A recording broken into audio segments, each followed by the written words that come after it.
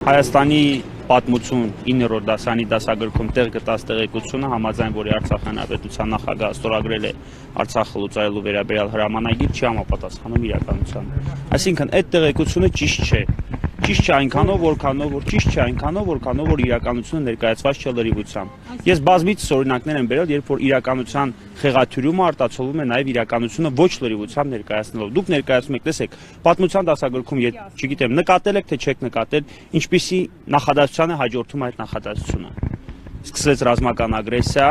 ունեցանք որոշակի թվականակով զոհ,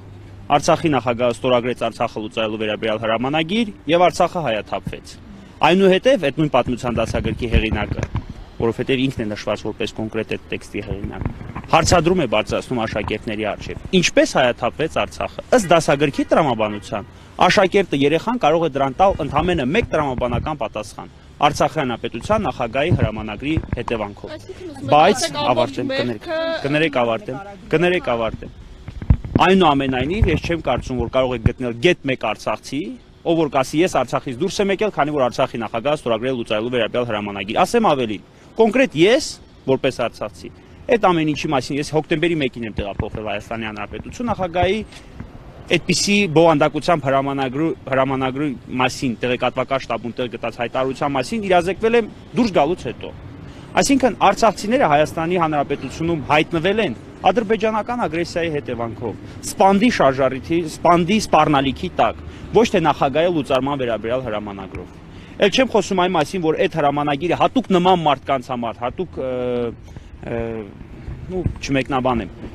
ստորագրվել է նաև այն չեղարկելու վերաբերյալ հրամանագիր, չնայած կրկնում եմ ոչ առաջին եւ ոչ էլ երկրորդ հրամանագիրը, ուժ չեն ունեցել դրանք հրամանագիր կամ փաստաթուղթ որպես այդպեսին չեն կարող համարվել, որովհետեւ պաշտոնական տեղեկագրում տեղ չեն գտել։ Հիմա է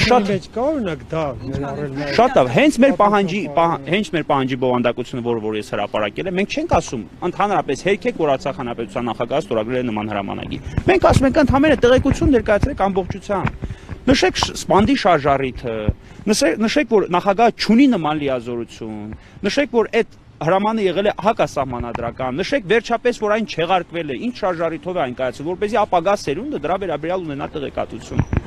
Պարոն Երիցյան, իրենք հարց են տալիս, եթե նման հրամանագիր չի եղել, ապա ինչպես է նորից հրամանագիր ստորագրում, որով չեղարկվում է Լեռնային Ղարաբաղի Հանրապետությունը։ Ինչպես արդեն նշեցի, այդ հրամանագիրը ոչ առաջին եւ ոչ էլ երկրորդ հրամանագիրը որևէ իրավական ուժ չեն ունեցել։ Սակայն մենք նկատել ենք Հայաստանի Հանրապետությունում բազմիցս քրեական հետապնդումներ, որոնք հարուցվել են հենց այդ հրամանագրի շրջանակներում։ Օրինակ Ստեփանակերտի քաղաքապետի նկատմամբ քրեական հետապնդումը հարուցվել է ի թիվս այլոց նաեւ այդ հրամանագրի շրջանակներում, որովհետեւ ասել են հրամանագրով Արցախը լուծարված է, լուծարված Արցախը չի կարող ունենալ որևէ համայնքի ղեկավար, բայց դու իրացրել ես համայնքի ղեկավարի լիազորություն։ Հենց նմանատիպ թյուրում բռնումներից կամ իրավական անորոշությունից եւ այլ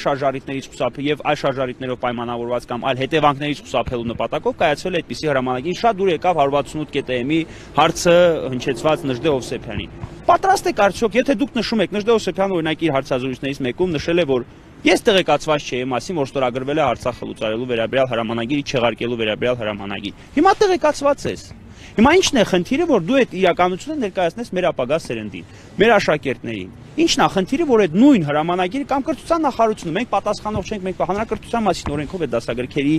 պատասխանատուն դուք եք։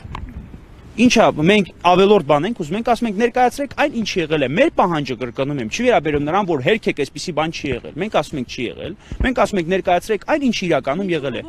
Ինչու չեն այդպես ներկայացնում, ոնց որ դուք եք օրինակ։ Մեղքը այլ անձանց վրա բարթելը։ Ուրիշ որևէ այլ միտում չկա։ Արցախի անկման մեղքը, Արցախի հայաթափման մեղքը եւ իզուր չէ հենց այդ հարցը հնչեցում աշակերտներին։ Ինչու հայաթափվեց Արցախը։ Լավ, դուք իրականում որևիցե մեկը այստեղ ներկաներից կարող է ասել, որ Արցախը հայաթափվեց Արցախի նախագահի հրամանագրով։ Միանշանակ, ու տեսեք ինչքան ցավալի կլինի օրինակ Սամվել Շահրամանյանի աղջկա համար, ով որ սովորում է 9-րդ դասարանում, ով որ այդ դասագիրքը բացում եւ կարդում է, որ իր հայրը ստորագրեց Արցախը լուծարելու վերաբերյալ հրամանագիր, ինչի հետևանքով Արցախը հայաթափվեց։ Սա աբսուրդ է։ Պարոն Երիցյան, մի հատ փոքր նյուանսի անդրադառնանք, սովորաբար չափման միավորը, որ հանրային հետաքրքրություն ունեցող հարց է թե ոչ, նաև լրատվամիջոցների առատությունն է։ Այսօր Այսքան լրատվամիջոց կար, անգամ հանրային հեռուստաընկերությունը, որ սովորաբար ոչ բոլոր նիստերին է ներկա լինում, ներկա էր։ Ինչու պատասխանող կողմը համարեց, որ հանրային հետաքրքրություն չունի, օրինակ իրենք չկարողացան այդ հարցին պատասխանել։ Նախորդ հարցի պատասխանը բովանդակում է իր մեջ նաև այս հարցի պատասխանը։ Մեղքը այլ անձանց վրա բարթելով, որովհետև չեն ցանկանում, որ այս ամեն ինչը լուսաբանվի։ Հիմա այսօր դատաքննության անցնելու, անգամ տեսեք դատարանը քննարկել է դատաքննության անցնելու հարց, որի ընթացքում օրինակ նախագահը ցուցմունք կտար եւ կպատմեր այն իրականությունը, ինչով պայմանավորվածին կայացրել է հրամանագիր եւ այլն եւ այլն։ Բնականաբար այս նյութերը հիմա ներկայիս տեխնոլոգիական հնարավորություններով պայմանավորված եւս մտնելու են պատմության մեջ։ Իսկ ինչ Շահագրգիռ անձանց ընդհանրապես անհրաժեշտ է այն, որ իրականությունը ներկայացվի խեղաթյուրված, այսինքն հենց այն տեսքով, որը իրականացված է, որը ներկայացված է պատմության դասագրքում։ Պարոն Երիցյան, ձեր միջնորդությունից բայց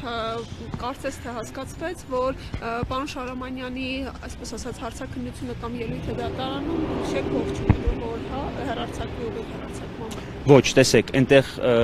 ես պարոն Շարամանյանի հետ միջև դատականիստը սկսել է այս ամեն ինչը քննարկել եմ։ Հիմա որ նախագահ ամբողջությամբ այդ ու նաև լրատվամիջոցներով ներկայացնի այդ հրամանը կայացնելու շարժառիթը, տեղեկացված անձանց շրջանակը եւ այլ հանգամանքներ, դրանք հնարավոր է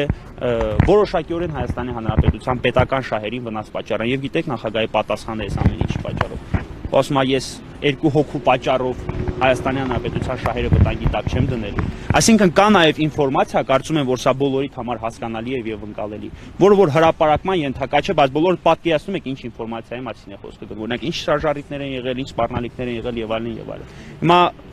նաև ես բովանդակի օրինակ ինչ որտեղ կարող է սա նաև եւս խոսել այդ մասին, ես լրատվամիջոցներով նաև իմ Facebook-յան էջում հրապարակել եմ իրական այն հրճակագիրը, ոչ թե հրամանագիրը։ Հրճակագիրը, որը որ պահանջվել է ստորագրել Արցախի Հանրապետության ազգային ժողովից։ Արցախի Հանրապետության նախագահը, եթե ունենար Արցախի Հանրապետությունը լուծարելու, չգիտեմ, որևէ ցանկություն, ապա կոժանդակեր այդ հրճակագրի ընդունմանը։ Սակայն քվորում անհրաժեշտ ապահովելու անհնարինության, այսպես ասած, ձևականության պայմանավորված ինքը խուսափել է այդ ամենից։ Բացի այդ, որևէ մեկը, դա լրատվամիջոցներ բոլոր ներկա են, որևէ լրատվամիջոց կարող է ցույց տալ այդ հրամանագիրը, համաձայն որի Արցախը լուծարվել է։ Այդ հրամանագիրը ստորագրված, օրինակ այն չեղարկելու վերաբերյալ հրամանագիրը ես հրապարակել եմ։ Այսինքն դա տեղեկատվական հնարք է։ Դա ընդհանրապես եղել է տեղեկատվական հնարք եւ դա եղել է ընդհանրապես բնակչությունը փրկելու, բնակչության անվտանգությունը ապահովելու շարժառիթ։ Հիմա բարթել այդ ամեն ինչը նախագահի վրա, այսինքն մարդը անում է ամեն ինչ, որպեսզի 120,000 բնակչություն փրկի։ Որևէ մեկը կա այստեղ ներկա, որևէ մեկը ով կասի, ես նման հրամանագիր օրինակ չէի ստորագրի, կամ ես նման հայտարարություն չէի տա։ Հիմա եթե հետ դառնանք այդ իրադարձություններին, ես վստահ եմ, որ նախագահը նույն կերպ է վարվելու։ Ես էլ լինեմ իր փոխարեն, ես էլ եմ նույն կերպ վարվելու։ Այս սա փրկություն է։